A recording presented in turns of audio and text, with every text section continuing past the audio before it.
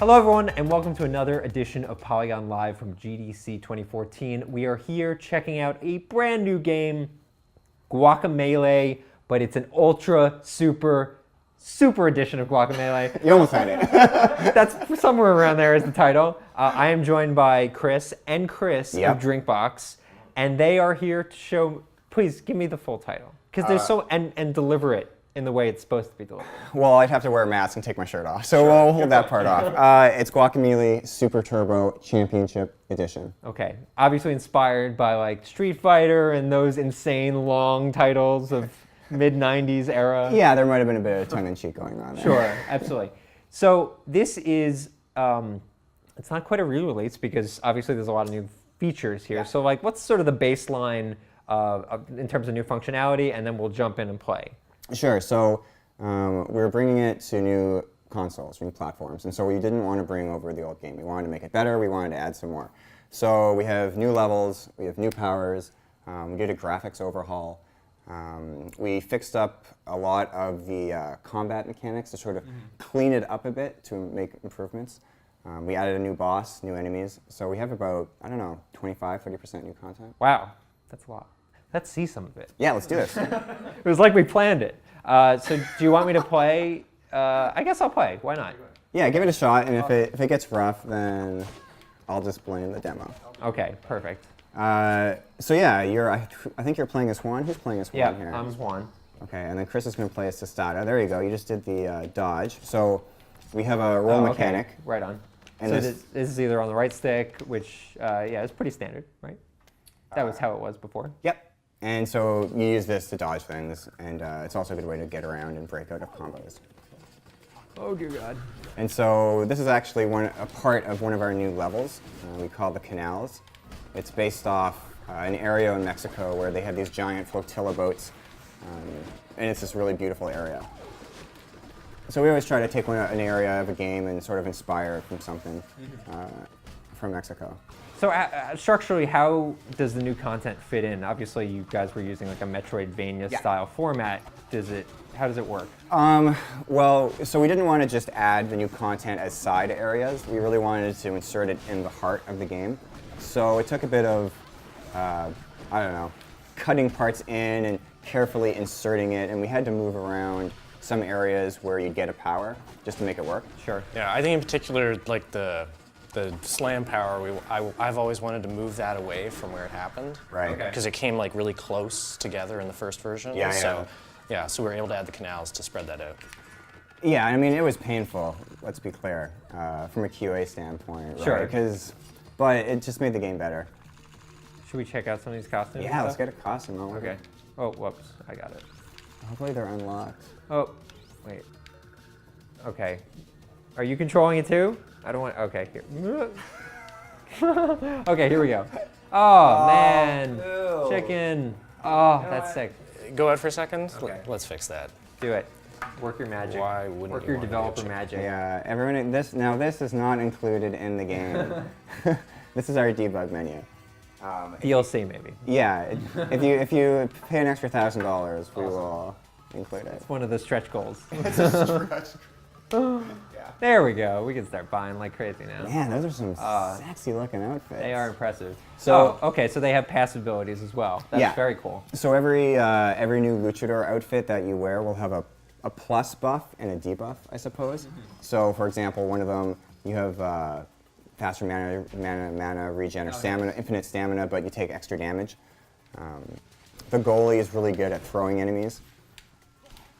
Oh God. So what is going on right now? Okay, so you've basically run into an arena. So throughout the game, we have areas where you'll be forced to, you'll be faced with a bunch of enemies and you'll be forced to just kill them all. Yeah, I was more curious about the floating orb that was like following me. Was that him? Yes. Oh, right. Right. So that. Oh, the thing on the center of the screen. Yeah, so it's drop in, drop out, and we also have the ability so you can bubble. So if you're playing with someone and they're having some trouble doing the platforming section, they sort of drop out and float around to pass the section. Awesome. Yeah. Basically, we call it partner mode. So if the person you're playing with isn't that solid. It's like a baby. Yeah, basically when I play with my baby or Chris's baby, because I don't have one. Yeah. Other people say, I want to like, I'm just going to ditch you. So there you go, baby mode. Oh, here we go. Okay. So, right, so now you've, I don't remember what the button is. so if you press, there you go. Oh, right, B. And so there'll be certain blocks that can only be broken with certain power moves. You know, as you're describing this to me, it's like I haven't played the game before, but I literally totally beat the whole game. It's just, it takes a little bit of a learning curve. For sure. Clearly, that we're seeing now. Am I supposed to be dropping down here? Yeah. Okay, cool. I want to change my costume. Is that going to mess things up? No, not at all. I want to be a chicken. How could I not want to be? Yeah, okay, super chicken all the way. I mean, without a doubt, this is the best costume in the game. Okay, so here's one of the new bosses. Sweet. And It's like his own sort of band altogether. yeah, wherever he goes, he's having a good time. And you also get introduced to Baby Kalaka. That's fantastic. Oh, he's so cute. Like, Baby Kalaka is this perfect example of stupid ideas we put into the game to troll each other, and then we actually realize it's a funny idea, so we just keep it in the game. Of course it is. Yeah. I like that it's not even like his art has changed, it's just scaled down. That's cheap. Yeah, we have no shame whatsoever. Yeah, so it's a quick introduction to Trio. Awesome. Oh shit. Oh. I was not ready You for almost Oh went- god. That was almost pro. Wait. Okay, my timing's all off now. Oh, no, I can do this. I did all those like crazy side platforming things that you guys added, and so I know how to do it. Well, here's the thing: when you have to talk and play, this game is tough when you have to talk I'm and play. overthinking it now. That's why I don't talk ever in play. How many? There you go. Okay. And Chris is just gonna fly around as a bubble, being of no assistance. I'm gonna troll you by blocking your way. And Yeah. Can you troll as the bubble? Are there means that you have to not like, mess with really. people? Maybe we should add that. Yeah. Now that you think about it. Okay, we're good on that. It's force to have it. Actually, I'm gonna change it up. I want to change it up. What else? I'm gonna be like a skeleton dude. Sure. Infinite stamina, pretty good. Oh, no life. Jeez. But you're good. You don't need life, buddy. Nah, I got It's this. been established. I got it. Awesome. And so here we introduce one of the new powers of the game. Goat's back. He's still giving powers. He's got a lot of powers to give. He does not like when you break his statues. Let's wait for the opener here. Oh boy. Oh, Intenso. Yeah, so Intenso is your new power. Okay. And so you'll be able to use it in just 1 second. We just have to wait for the flashing, inducing. You have to put warnings in this game, right? We for localization in Japan, we had to actually change Oh, really? the amount of flashing. Wow. Due to Pokemon. Yeah. Okay, so Intenso. Oh, There you go. amazing. Here we go. It's like a Fury mode, if you will. Essentially, yeah. So as long as you're creating combos, you'll continuously be regenerating your Intenso bar, and it's something you can save when you get to a hard arena, Yeah. or if you want, you can just always have it on and just ensure that you're always stringing together your combos. Oh gosh. It increases your speed attack, your damage. Oh yeah. God, you guys look the same too. How can you tell who's who? We should fix that. You'd think we would have played this before we brought it onto the show. Oh my gosh. So I will say, as someone who is colorblind, a couple times I had some difficulties in the game. Is that something you guys have looked at at all? Yeah. So that was definitely something we looked at before we released the final game. Yeah. And apparently failed. And failed. Failed at it. We genuinely really tried to fix it. Oh, I totally died. Yeah, we tried. It was tough. It was late in the development of the game, and so we tried to add shapes to the colors. Yeah. And so we sent those pictures off to some fans we knew who were colorblind, and they said, "Yeah, okay, it's not so bad." So we put it in, but it's something, to this day we've heard that feedback and Sure. we realize it's. I will say I've had much worse games. Like, it's definitely playable. I was able to beat it. But yeah, it's the yellow and the green for me get a little tricky, but that's fine, And if you'll notice the blocks, we also added shapes to them in addition to sort of add this additional. Oh, cool. Yeah. distinguishing Oh, yeah. No, factor. I remember that. Yeah, that definitely helped. I want to go in the totally not secret room. Oh, someone might be finding a secret. I don't have that ability yet.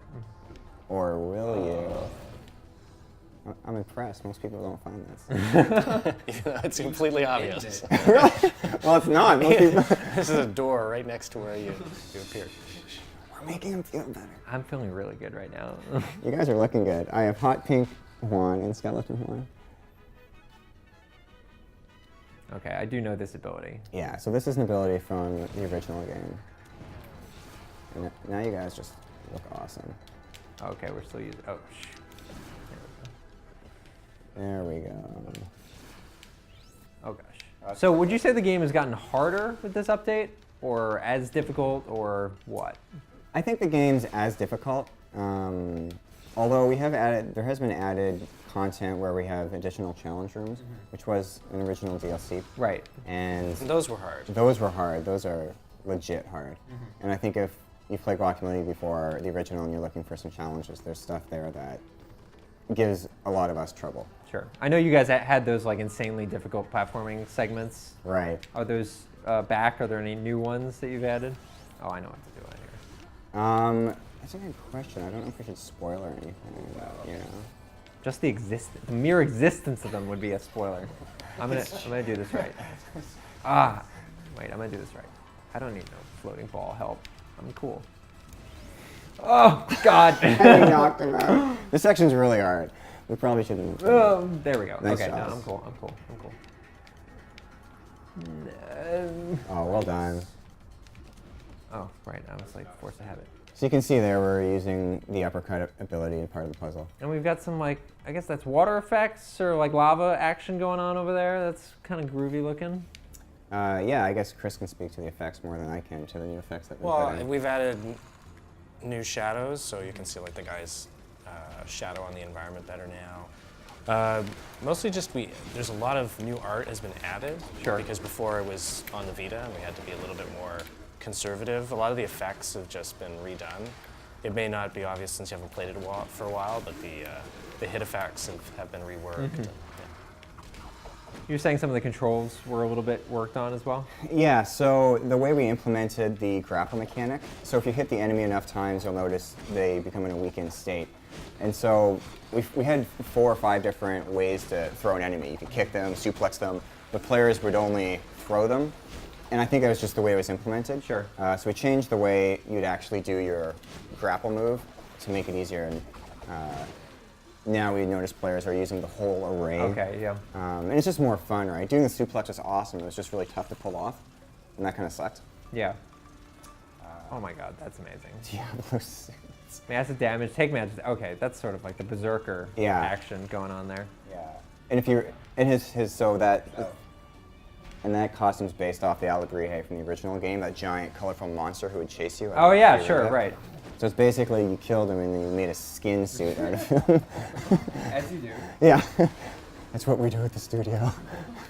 Look at you guys just flying through this. No problem. So this is, correct me if I'm wrong, obviously you've been working on Guacamelee for longer than any other project you have as a studio. Yeah, I think it's fair to say. How does it feel? Do you feel like, okay, we want to move on, or you're still having a good time with it, or? Oh man, you guys died.